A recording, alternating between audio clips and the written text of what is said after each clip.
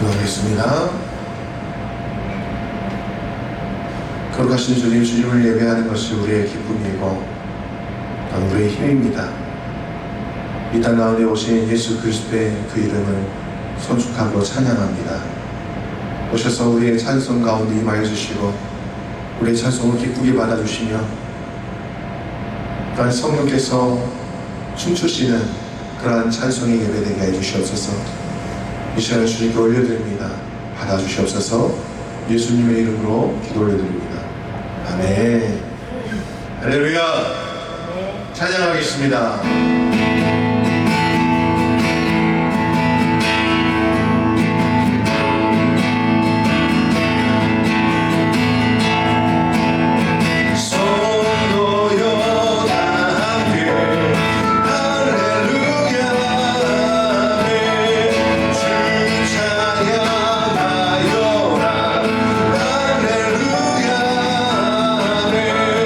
주보좌 앞에서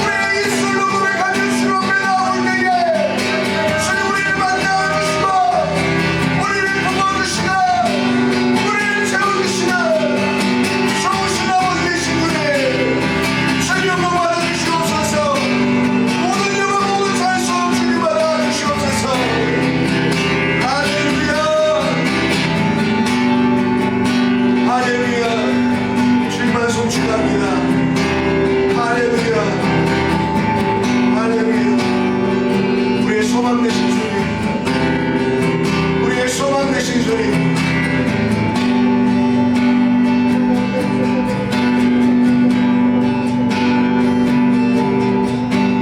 이 땅 위에 오신 하나님의 보좌, 십자가에 달리사 우리 죄 사하셨네. 하나님이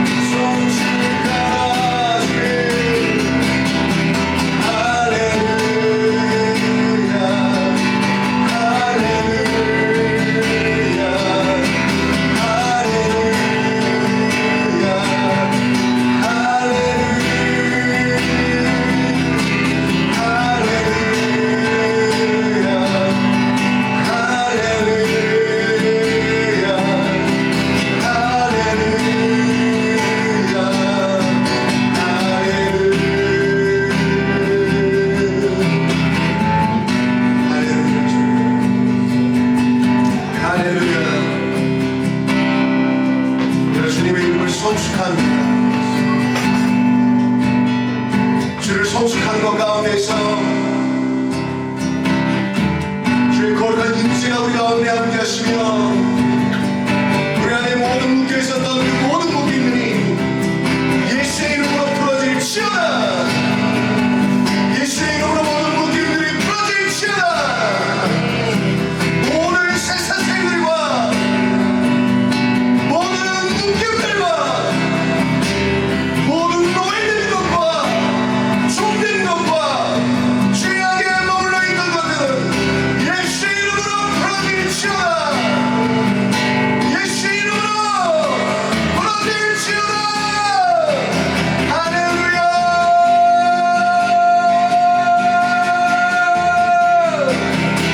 할렐루야. 할렐루야. 할렐루야. 할렐루야. 할렐루야. 할렐루야. 할렐루야. 할렐루야. 주님이 이 땅 가운데 오신 지금 주님 우리를 자유케 하심을 위하여 우리의 모든 묶임에서 우리를 자유케 하심을 위하여 오셨사오니 주여 우리 가운데 있는 모든 묶임들아 예수의 이름으로 끊어질지어다. 끊어질지어다.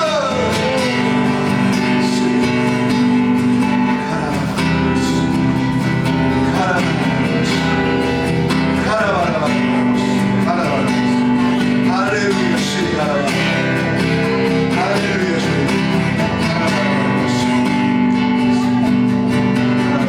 주님 할렐루야. 주님 선하신 주님을 송축하고 찬양합니다. 거룩하신 주님을 높여드립니다.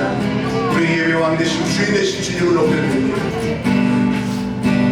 우리 예배의 주인 되신 우리 예배를 받으시는 주님, 주님만 복을 받으시옵소서. 오전하게 주님을 예배하게 하소서. 주를 송축하게 하소서.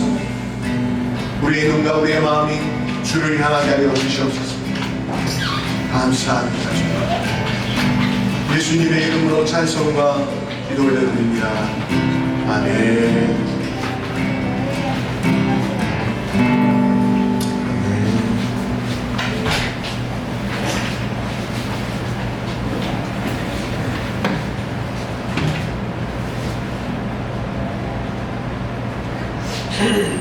저 오픈이 좀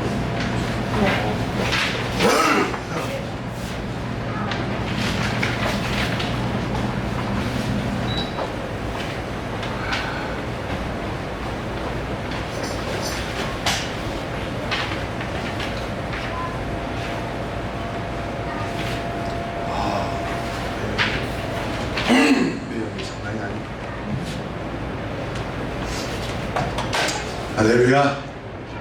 우리 앞뒤 사람 우리 인사 나눕시다. 주의 단신을 축하합니다. 모두 다 신발이 신고 들어가셨구나. 자, 마태복음 1장 16절에서 25절의 말씀 함께 나누겠습니다. 자, 읽겠습니다. 마태복음 1장 16절에서 25절의 말씀. 야곱은 마리아의 남편 요셉을 낳았으니 마리아에게서 그리스도라 칭하는 예수가 나시니라.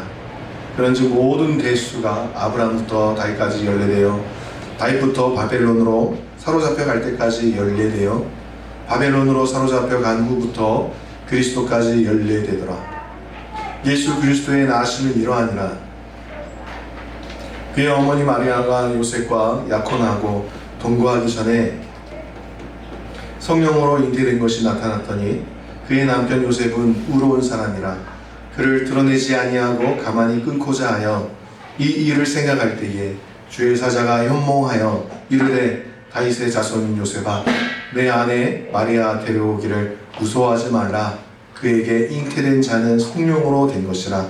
아들을 낳으리니 이름을 예수라 하라. 이는 그가 자기 백성을 그들의 죄에서 구원할 자이심이라 하니라.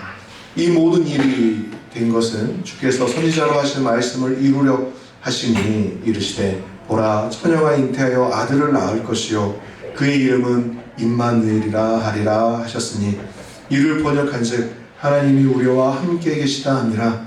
요셉이 잠에서 깨어 일어나 주의 사자의 분부대로 행하여 그의 아내를 데려왔으나 아들을 낳기까지 동침하지 아니하더니 나음의 이름을 예수라 하니라. 아멘.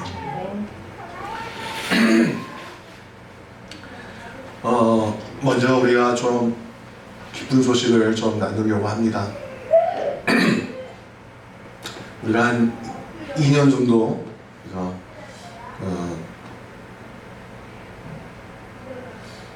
고아원에서 지내고 있는 우리 진이산 친구, 이 친구를 우리가 후원하고 또 그랬었는데, 이 친구가 이번에 고등학교를 졸업하자마자 공군 부사관에 임관돼가지고 바로 이렇게 임관하게 되었습니다. 우리가 매달마다 보내준 그 재정으로 도서관 비용도 내고, 또 이제 얼마 되지 않지만 그래도 좀 생활하는데 좀 도움이 돼서 거기 담당하시는 우리 선생님이 전화하셔가지고 이렇게 됐다고 이렇게 좋은 소식을 나눠주셨습니다. 주님께서 우리 빈누리교회를 통해서 기쁨을 얻으셨을 줄 믿습니다. 아멘. 작은 자에게 한 것이 곧 주님에게 한 것이라고 말씀하셨는데, 바로 이 성탄절이 이 아기 예수의 이 모습이 바로 이 세상에서 가장 작은 자로, 가장 연약한 존재로 신이 이 땅 가운데 오셨다는 놀라운 이야기를 담고 있습니다. 성탄절은 예수님의 탄생을 축하하는 날입니다. 12월 25일이 예수님이 탄생하신 생일날은 아닙니다. 이게 나중에 니케아 공회에서 우리가 예수님의 탄생을 기념해야 되는데 어떻게 할까? 그래서 날짜를 12월 25일로 하자 해서 이렇게 한 거지, 예수님이 12월 25일 날 딱 그날 태어나신 게 아니라는 거죠. 어떤 사람은 3월에 태어났다, 어떤 사람이 1월에 태어났다 라고 이야기합니다. 그게 중요하겠습니까? 2000년 전에 일어난 일들 쭉 이어져 오면서 우리 안에서 우리가 보고 싶은 것은, 또 우리가 보기를 원하는 것은 신의 존재가 가장 연약한 존재로 이 땅 가운데 오셨다는 것, 그게 가장 큰 메시지인 것이죠. 우리와 함께 같은 조건에서 이렇게 이 땅 가운데 나셨다는 걸 이야기했습니다. 근데 이 날이 굉장히 지나치게 상업적이고 지나치게 음란한 날이 되었습니다. 한국의 모든 모텔들이 빈 방이 없다라고 합니다. 크리스마스 이 시즌이 이 모텔과 호텔에 있어서 대목이라고 하죠. 도대체 왜 그럴까? 그냥 저의 생각은 예수님 같은 그런 멋진 아들을 낳고 싶어하는 무의식의 가림들이 거기에 섞여 있지 않을까 하는 그런 생각도 해보고, 그러나 절대 그럴 일이 없다는 거. 근데 이게 어떤 조사에 의하면 3월달에 가장 낙태율이 가장 크다고 이야기합니다. 대부분 이 시즌에 그러한 잘못된 관계 가운데 들어가서 3월달에 이렇게 낙태하는 일들이 가장 많다는 것이죠. 안타까운 일입니다.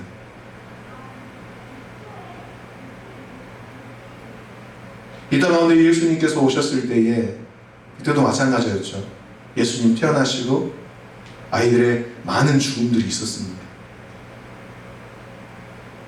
그들이 이 날을, 예수님이 오신 이 날을 기념하는 것이 아니라 자신의 정욕과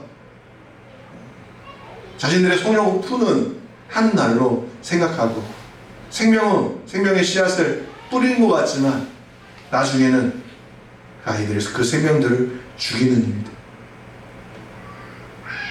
안타깝습니다. 이날이 예수님의 생일날 확실하지는 않지만 그래서 우리는 이날을 기념합니다. 근데 이날의 주인공은 예수님이신데 이날의 주인공이 사람에게 있고 산타클로스에게 있고 선물에게 있다는 겁니다. 클럽에서는 밤을 새우면서 정욕에 불을 붙이는 일들.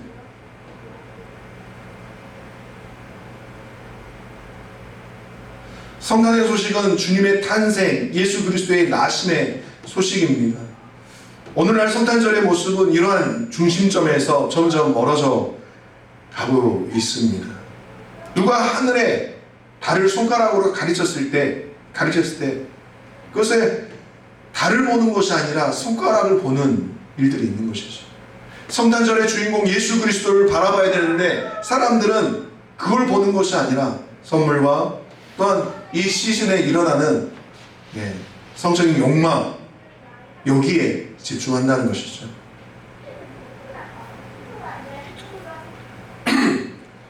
그래서 오늘은 우리는 본문 말씀에서 그리스도의 탄생을 보게 됩니다. 그리스도의 출생은 전적으로 비밀이기 때문에 그것에 대해서 모두 알기가 어렵습니다. 그러나 성령님이 우리를 인도하시면 그리스도의 탄생을 통하여 놀라운 하나님의 은혜를 깨닫게 되는 줄 믿습니다. 또한 이 신비가 풀려졌을 때 엄청난 축복, 신앙의 축복이 우리 안에 일어날 줄 믿습니다. 첫 번째는 마리아에게서 나신 예수 그리스도의 모습입니다. 주님의 족보의 마지막 기록은요, 앞에서 1장에서 계속 반복되어져 낳고 이 기록한 모든 사람들에게 언급한 것처럼 요셉이 예수를 낳았다라고 하지 않습니다. 누가 누구를 낳았다라고 했을 때 남성의 이름이 나오고 누가 낳았다라고 이렇게 전개가 되는데 예수님에게서는 요셉이 낳았다라고 이야기하지 않습니다. 마리아의 남편 요셉을 낳았으니 마리아에게서 예수가 낳았다고 하지 않습니다. 마리아의 남편 요셉을 낳았으니 마리아에게서 그리스도라 칭하는 예수가 나시니라고 말씀하십니다. 예수는 요셉이 아닌 마리아에게서 나셨습니다. 항상 사람들은 말하기를 아이를 잉태하여 분만한 것은 어머니인데도 어머니가 낳았다 하지 않고 아버지가 낳았다라고 합니다. 이것은 핏줄의 계통을 말하는 것이죠. 우리도 옛날에 이런 노래가 있지 않습니까? 아버지가 날 낳으시고 어머니가 날 길러내시고. 예수의 경우도 마땅히 요셉의 아들로 나셨어야 했습니다. 정작 그렇다면 우리는 성경이 말하는 사실들을 이해할 수 없었을 것입니다. 그리스도는 여자의 씨이고 처녀에게서 태어나실 것이 예언되셨죠. 창세기 3장 15절에 내가 너로 여자와 원수가 되게 하고 내 후손도 여자의 후손과 원수가 되게 하리니 여자의 후손은 내 머리를 상하게 할 것이요 너는 너의 발꿈치를 상하게 할 것이라고 말씀하십니다. 여자의 후손이라고 이야기합니다. 남자의 후손이 아니라 여자의 후손입니다. 이사야 7장 14절에 그러므로 주께서 친히 징조를 너희에게 주실 것이라 보라 처녀가 잉태하여 아들을 낳을 것이요 그의 이름을 임마누엘이라 하리라. 아멘. 수천 년 전에 이 말씀이 선포되어졌을 때 그때 당시에 사람들이 이걸 이해할 수 있었을까요? 어떻게 처녀가 잉태할 수 있을까? 어떻게 여자의 후손이 뱀의 머리, 사단의 그 악한 것들을 밟을 수 있을까? 라고 생각했겠습니까? 여전히 지금 우리가 현대 사회를 살아가면서도 첨단의 세상을 살아가고 있을 때에도 지금도 우리는 여자의 후손, 여자가 동정녀 처녀에게서 아이가 나온다는 생각은 도저히 이해가 안 되죠. 어떻게 성령으로 잉태될 수 있는? 하지만 하나님이 하시는 겁니다. 아멘. 그래서 그리스도는 요셉에게서 태어나실 수 없습니다. 요셉의 씨로 된 것이 아니라는 겁니다. 그 이유는 간단합니다. 요셉은 남자죠. 다윗의 혈통이지만 왕권을 물려받을 수 없는 혈통입니다. 여고냐의 자손이었기 때문에 다윗의 혈통을 맞지만 왕권을 물려받을 수 있는 그런 계보가 아니라는 겁니다. 하지만 마리아는요, 왕권을 가진 그 혈통의 계보 가운데 있었습니다. 이스라엘 백성들에게 있어서 다윗의 혈통은 굉장히 중요한 혈통이었고 계보였습니다. 다윗이 자신의 왕권을 만들기 위해서 정치적인 방법들을 사용하긴 했죠. 사울의 딸과 결혼했을 때 사실 이들은 사랑하는 그런 사이는 아니었습니다. 미가였나요? 갑자기 생각이 안 나네요. 다윗이 떠돌아다니면서 사울의 칼을 피해서 돌아다녔습니다. 그때 이 미가를, 이 딸을 다른 남자에게 시집 보냈죠. 결혼한 여자인데 나중에 다윗이 이 여자를 데려옵니다. 왜 데려올까요? 데려왔어요. 데려왔는데도 불구하고 이 자매에게는 절대 함께하지 않습니다. 왜 그럴까요? 자신은 다윗이 왕권을 지키기 위해서는 사울의 사이여야 하는 것입니다. 사울의 사이여야 하기 때문에 집 나간 다른 남자와 살고 있는 그 여자를 데려올 수밖에 없었던 것이죠. 자신의 계보를 만들기 위해서는. 그 왕권의 계보를 잇기 위해서 다윗이 그렇게 정치적인 행보를 했습니다. 시간이 지났습니다. 1000년의 시간이 지나서 이제는 예수 그리스도가 이스라엘 왕으로서의 계보를 이어야 되는 것이죠. 그러기 위해서는 왕권이 없는 요셉에게서 나을 수가 없는 것입니다. 마리아를 통해서 나와야 하는 것이죠. 주님께서는 이미 그 1000년의 시간 동안에 그 계보를 인도하셨고 거기에 합당한 요셉과 예수 그리스도를 잉태할 만한 성품과 준비된 자 마리아를 이렇게 준비해 놓으셨다는 겁니다.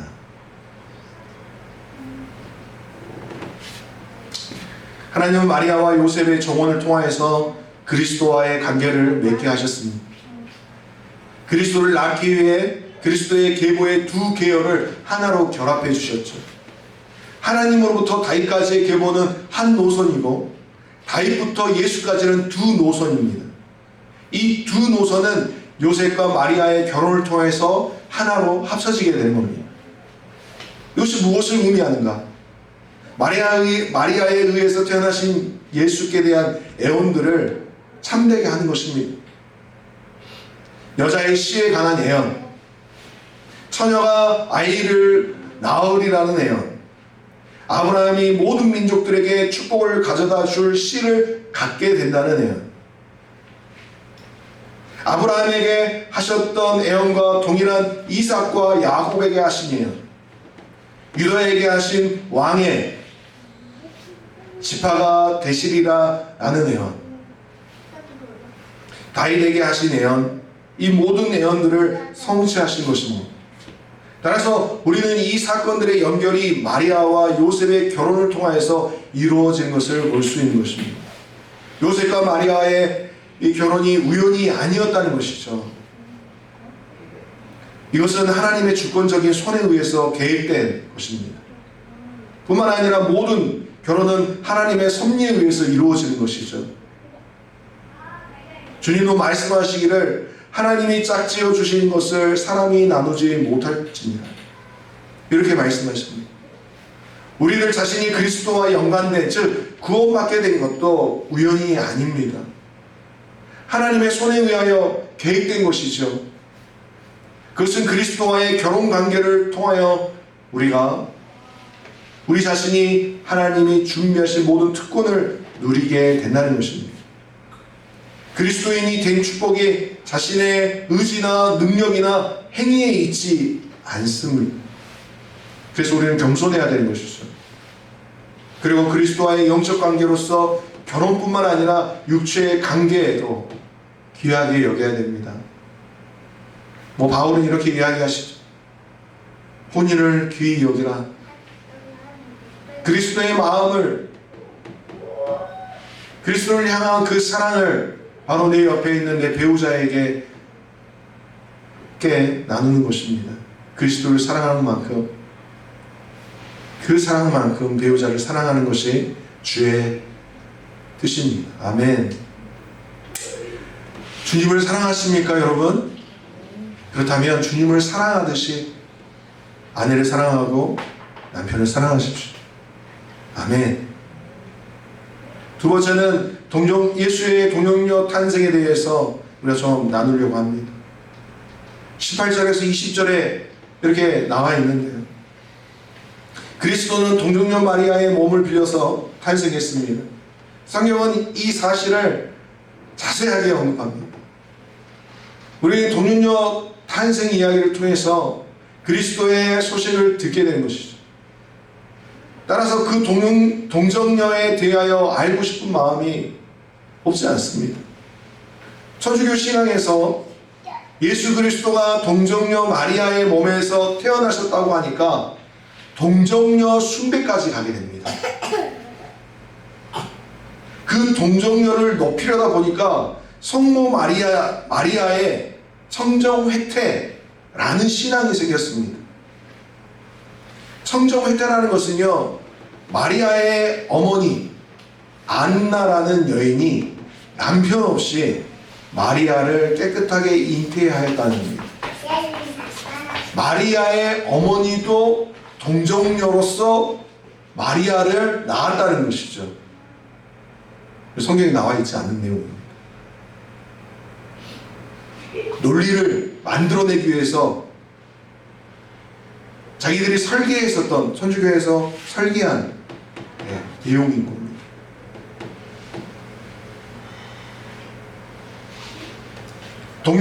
동정녀 사상은요, 나아가서 나중에는 청정회태뿐만 아니라 죽지 않고 마리아가 승천했다라고까지 이야기합니다.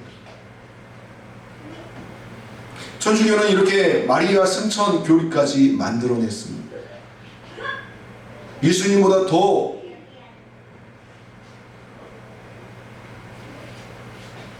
중요한 이치에 있는 존재가 마리아죠. 옛날 한우문 교회, 저희 독림동 그 언덕 위에 있을 때 그 아래에 천주교 성당이 있었습니다. 아침에 그 성당 앞을 지나가는데 사람들이 다 저한테 인사를 해요. 이렇게. 그래서 내가 목사인 줄 알고, 이 사람들 어떻게 알지? 야, 이 사람들 참 착하네. 아니 그냥 반가워서 내가 속는 줄 알고 이렇게 인사하나라고 생각했습니다. 근데 한 10m 걸어가니까 10m 걸어가서 뒤를 보니까 그때 알았습니다. 뒤에 마리아 상이 있었습니다. 마리아 상에다가 인사를 하는 건데 저는 저한테 인사한 줄 알고 이렇게 인사를 했던 것이죠. 네. 중요합니다. 왜요? 마리아가 아들 예수께 중보하는 역할을 하기 때문에 자신의 기도를 들어주고 이거를 전달해주는 분이 바로 마리아라고 생각하기 때문에 마리아한테 비는 겁니다.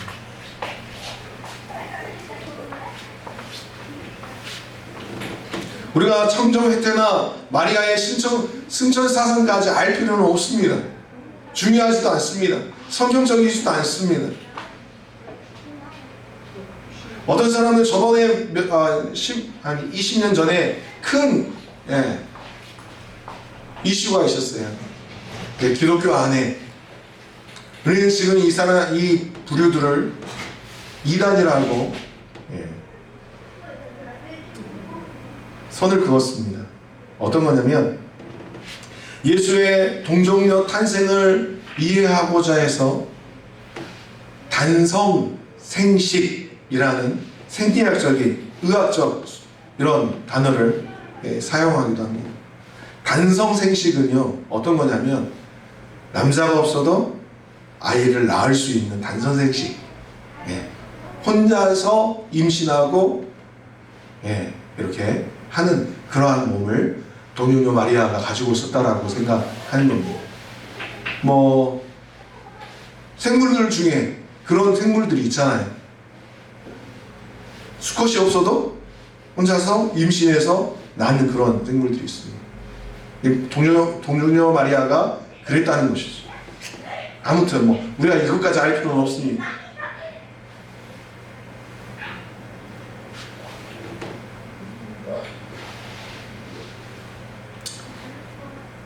자연적으로 이루어질 수 있는 과학적인 사실로 동정녀 탄생을 일반화시켜버린 것이죠.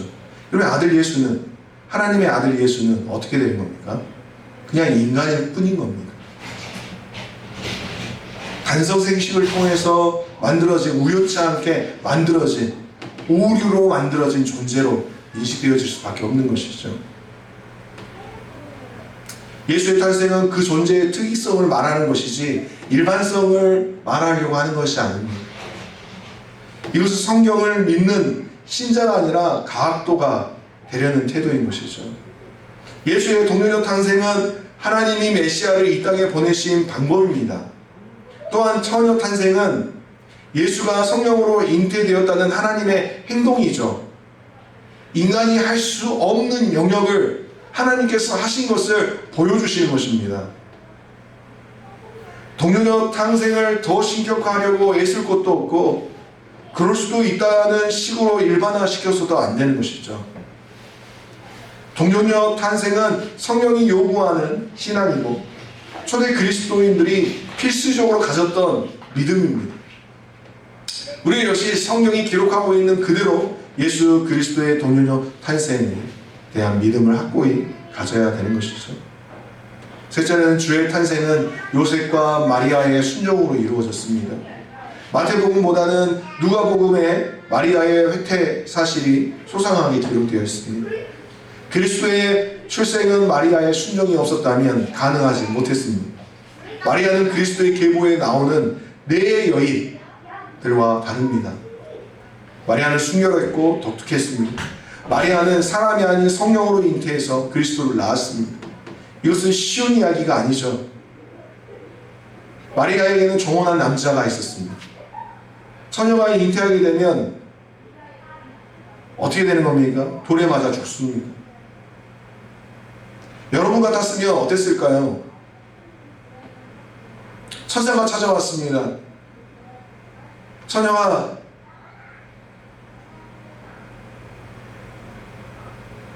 네가 잉태해서 애를 낳을 거다.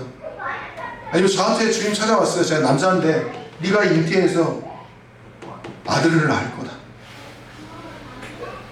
배는 임신한 배이긴 하지만 실제로 남자가 잉태하고 출산할 수 있겠습니까? 없죠. 제가 마리아였다면 아마도 주여 만일 나에게 이것 외에 다른 것을 하시라면 다른 건 하겠는데 이건 진짜 못하겠습니다. 이게 얼마나 우스운, 얼마나 창피한 일입니까? 라고 이렇게 고백했을 것 같습니다. 그리고 이건 윤리적이지도 않고 도덕적이지도 않고 인간의 몸을 거스르는 일이지 않습니까? 굉장히 합리적이죠. 굉장히 이성적이죠. 그게 맞다라고 생각 들겠죠. 하지만 주님이 원하셨던 것은 무엇일까요? 순종하는 것이었습니다. 그럼에도 불구하고 순종하는 것, 그것을 기뻐하신다는 겁니다. 마리아가 임신을 했을 때 이게 들통나면 어떻게 됩니까? 마을 밖으로 끌려가서 돌에 맞아 죽습니다. 얼마나 억울한 일이겠습니까? 그러나 마리아가 이렇게 말합니다. 주의 계집종이오니 당신의 말씀대로 이루어질지어다. 간단해 보이지만 그 대가는 지극히 큰 겁니다. 목숨을 걸고 이렇게 말하는 것이죠. 그리스도를 낳기 위해서는 쉬운 일이 아니었습니다. 값싼 것이 아니라는 것을 보여주는 것입니다. 마리아의 이런 사실에 대해서 요셉의 반응은 은밀히 마리아를 끊고자 했다는 것입니다. 마리아는 죽음 단계까지 가게 되었던 것이죠. 조용히 끊고자 하여 마리아를 다시 자기의 집으로, 마리아의 집으로 보냈을 경우 마리아가 임신한 상태에서 그걸 바라보는 주변의 사람들은 어떻게 했을까요? 마리아를 죽였겠죠. 우리가 이런 처지에 놓이게 된다면 어땠을까요? 천사들은 이해하겠지만 사람들은 이해해주지 않습니다. 오히려 가장 가까운 사람이 더욱 오해하게 되는 것입니다. 그리스도의 출생은 마리아의 순종을 통하여 이루어진 것입니다. 그러나 엄밀히 말하면 마리아의 순종이 그리스도의 잉태와 직접적인 관계는 없습니다. 예수의 잉태는 성령님과의 관계입니다. 그리스도는 성령으로 마리아 안에서 잉태되는 것이죠. 성령이 없이는 마리아의 순종도 의미가 없습니다. 그것은 우리에게도 마찬가지입니다. 우리가 얼마나 순종하는지 간에 성령의 능력이 없이는 순종의 의미도 없다는 것입니다. 여러분 자신의 순종을 너무 높이 평가하지 마십시오. 우리 자신의 순종은 별로 의미가 없습니다. 단지 성령님의 능력이 우리들 안으로 들어와서 무언가를 성취하실 기회를 제공할 뿐인 것입니다. 그것이 우리의 의가 될 수는 없다는 겁니다. 이 이야기는 이대로 끝나지 않습니다. 여기 하나님의 주권이 있습니다. 마리아의 순종도 있습니다. 성령님의 능력도 있습니다. 그러나 요셉의 순종과 동역이 필요합니다. 이것은 절대적이기도 합니다. 그래서 마태는 마리아의 임신 사실보다도 요셉의 순종을 기록한 것입니다. 만일 요셉이 파혼할 것을 주장했다면 어떤 일이 일어났을까요? 마태는 그가 이것을 계획하고 있었다고 말합니다. 그러나 그는 그리스도의 출생을 위하여 하나님께로부터 선택받은 사람입니다. 거칠거나 조급하지도 않았습니다. 그날 밤에 주님의 천사가 요셉에게 나타났습니다. 요셉은 천사의 말에 순종했습니다. 이 사건은 모양이 다를 뿐이지 우리에게도 일어날 일들입니다. 우리 자신을 요셉과 너무 멀리 떨어져서 생각하지 마십시오. 이 메시지에서 우리가 배우는 것은 하나님은 동역자를 원하신다는 겁니다. 아멘. 우리는 순종이 필요한 것이죠. 우리는 순종해야 됩니다. 그러나 주님과 관계되지 않은 것은 의미가 없다는 것을 우리가 알았으면 좋겠습니다. 성령님 안에서 순종하셔야 됩니다. 자기의 의로 순종하는 것이 아니라 사람에게 칭찬받거나 사람에게 의를 드러내기 위해서 순종하는 모습을 보이는 것이 아니라 성령님이 우리에게 요구하신 것을 우리가 순종하는 것입니다. 또한 순종하는 일에도 협력이 요구됩니다. 같은 목표를 두고 주의 자녀들이 협력하면서 순종할 때에 하나님의 역사가 이루어지는 것입니다. 아멘. 한 사람을 세우는 것, 이 한 사람이 각계 전투를 해서 뚫고 가는 것이 아니라 이 한 사람과 함께 동역할 사람들, 그 사람들을 붙여주시는 것이죠. 이 사람들이 모였을 때 교회를 이루게 되는 것이고 그 교회가 이 세상의 악한 것들과 잘못된 것들을 뚫고 갈 수 있도록 하는 것입니다. 그래서 교회에 우리가 존재하는 것은 하나님의 부르심이고 축복인 것입니다. 세상을 바꾸는, 한 번에 바꿀 수 없지만 하나하나씩 바꿔가는 발걸음을 떼게 하시는 것이죠. 아멘. 사랑하는 여러분, 모든 사람들에게는 태어나는 날이 있고 죽는 날이 있습니다. 생일과 제삿날이 있기 마련입니다. 주님께서는 그것이 없습니다. 왜일까요? 생일이 그의 존재 또는 실제가 시작되는 시간적 기점이라면 주님은 생일일 필요 없습니다. 베들레헴의 구유에 누우신 것이 그의 탄생의 시간이고 주님의 존재의 시작의 때가 아니기 때문인 것입니다. 왜 그렇습니까? 주님은 영원 전부터 계셨고 지금도 살아계신 하나님으로 우리 가운데 존재하고 계시기 때문입니다. 아멘.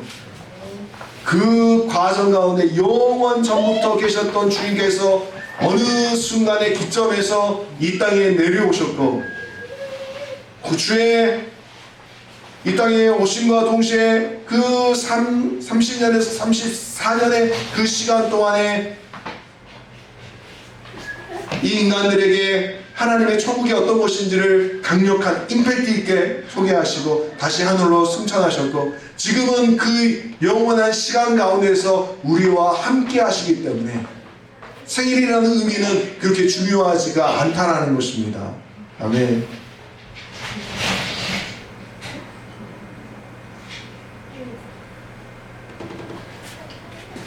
그러므로 성탄의 깊고 참된 의미는 그의 생일에 있는 것이 아니라 임마누엘에 있다는 것입니다. 하나님이 우리와 함께 계신 이것이 우리에게 가장 큰 은혜요 놀라운 축복인 줄 믿습니다.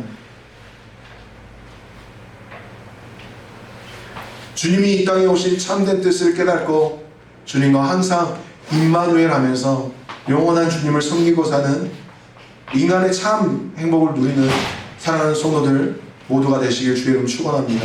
기도하겠습니다. 주님 감사합니다. 진리의 말씀, 생명의 말씀, 우리 살리는 말씀으로 우리 가르쳐 주셔서 감사합니다. 12월 25일 이날이 중요한 것이 아니라 영원 전부터 계셨고 지금도 함께 계시고 앞으로도 함께 계실 그 임마누엘의 주님을 기억하게 해주시옵소서. 또한 마리아와 요셉이 순종했었던 것 같이 우리의 이성을 뛰어넘고 우리의 도덕과 우리의 가치를 뛰어넘는 일들이 있을 때 그 순종을 요구하실 때에 우리가 주님께 순종하고 또한 서로가 서로를 돕는 삶을 살아가는 우리를 되게 해주시고 우리 교회가 이렇게 하나님 안에서 하나의 정신, 하나의 진리를 가지고 달려나갈 수 있는 또한 그렇게 세워질 수 있는 주님 빈누리 교회가 되게 하여 주시옵소서. 주님께 예물을 올려드립니다. 11일째로 감사의 예물로 주님 주일의 예물로 주님께 올려드립니다. 주님 받으시고 훈명하여 주시고 주님께서 이들의 손길 가운데 축복해 주시고 무엇을 하든지 어떤 일들 가운데 있든지 그 가운데서 하나님 으뜸이 되게 해주시고 우뚝 서게 해주시고 어떠한 장애물도 어떠한 어려움도 없는 통통한 길이 되게 하여 주시옵소서. 감사를 드리며 예수님의 이름으로 기도합니다. 아멘. 이제는 우리 주 예수 그리스도의 은혜와 하나님 아버지의 무한하신 사랑과 성령님의 감화감도 매주 교통하심이 주님께 순종하기로 결정하고 주님 말씀하시기를 기다리며 주님의 도를 쫓기를 원하는 사랑하는 성도들 머리 위에 직장의 일터의 자녀들을 위해 지금부터 영원토록 함께 있을지어다. 아멘.